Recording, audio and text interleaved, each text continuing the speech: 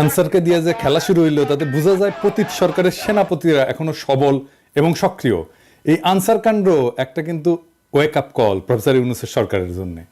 সরকারের সব স্তরে হাসিনার লোকজনদের না বের করে দিলে এই অনিশ্চয়তা এবং স্থবিরতা কাটবে না।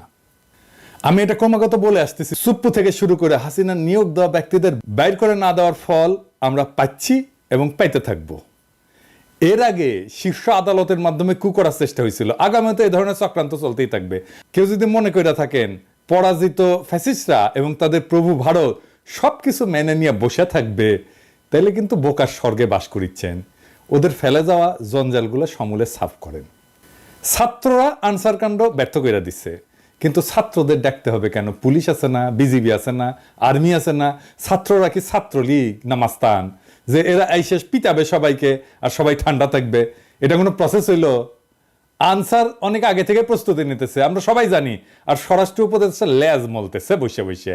ওই যে দেখেন স্বরাষ্ট্র উপদেষ্টা মালদারে দেখেন কেমনে কথা কয়।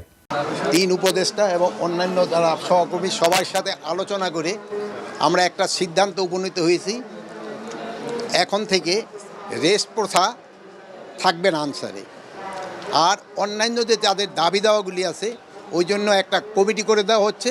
এই কমিটি পর্যালোচনা করে আমাদের কাছে পাঠিয়ে এবং তা আমরা আন্তঃমন্ত্রণালয়ে বসে একটা সিদ্ধান্ত নিব।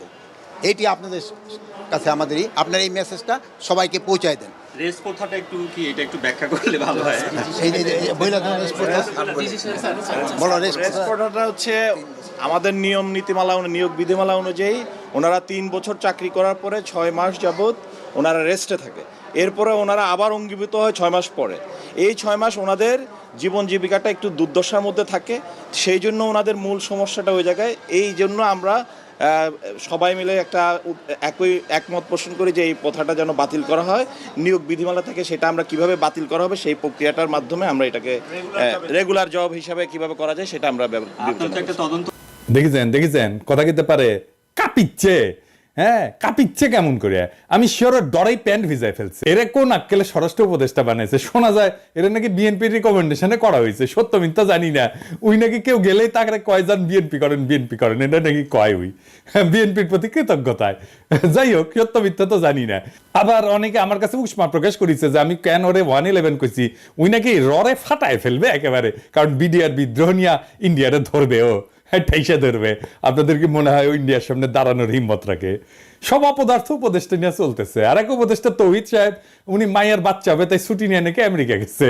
এটা রক্তাক্ত বিপ্লবের পরে এই হইতেছে উপদেষ্টার অবস্থা। সালেজন কইছে যে সমস্ত মামলা দেওয়া হইতেছে তার নাকি প্রথম পর্যায়ে পার হইতে পারবে না।